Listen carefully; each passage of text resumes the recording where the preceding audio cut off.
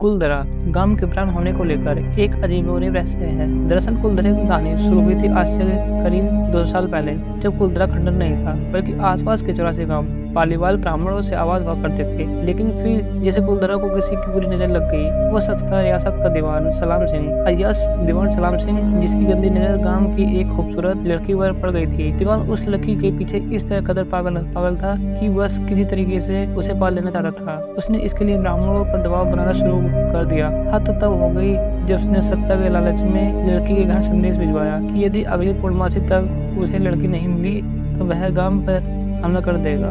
दीवान और गांव वालों की ये लड़ाई अब एक कुंवारी लड़की के सम्मान की भी थी और गांव के आत्मसम्मान की भी थी। गांव के चौपाल पर पालीवाल ब्राह्मणों की बैठक हुई और 5000 से ज्यादा परिवार ने अपने सम्मान की रियासत छोड़ने का फैसला लिया। कहा जाता है कि निर्णय लेने के लिए सभी 84 गांव वाले एक मंदिर पर इकट्ठा हो गए और पंचायतों ने फैसला किया, कुछ भी हो जाए अपनी लड़की उस दीवान को नहीं देंगे। गाँव छोड़ते वक्त उन ब्राह्मणों ने इस जगह को श्राप दिया था। आपको बता दें कि बदलते वक्त के साथ 82 गांव तो दोबारा बन गए, लेकिन 2 गांव कुलधरा और खांबा तमाम कोशिशों के बाद आज तक आबाद नहीं हुए।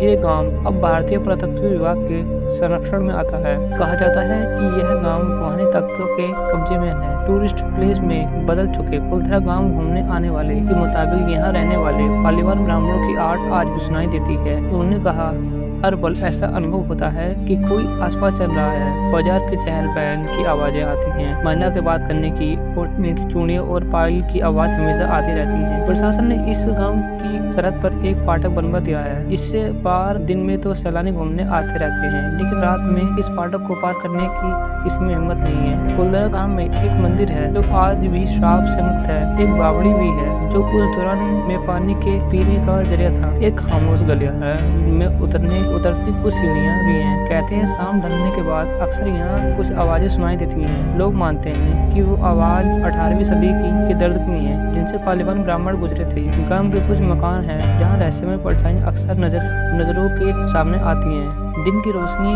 में सब कुछ इतिहास की कहानी जैसे लगता है, लेकिन शाम ढलते ही कुलधरा गांव बंद हो जाता है और दिखाई देती है पुरानी ताकतों का एक रहस्यमय संसार। लोग कहते हैं कि रात के वक्त यहाँ जो भी आया वो हादसे का शिकार हो गया। इतिहासकारों के मुताबिक पालीवाल ब्राह्मणों ने अपनी संपत्ति, जिसमें भारी मात्रा में सोना चांदी हीरे जवाहरात थे, उसने जमीन के अंदर दबा रखा था। इतिहासकार के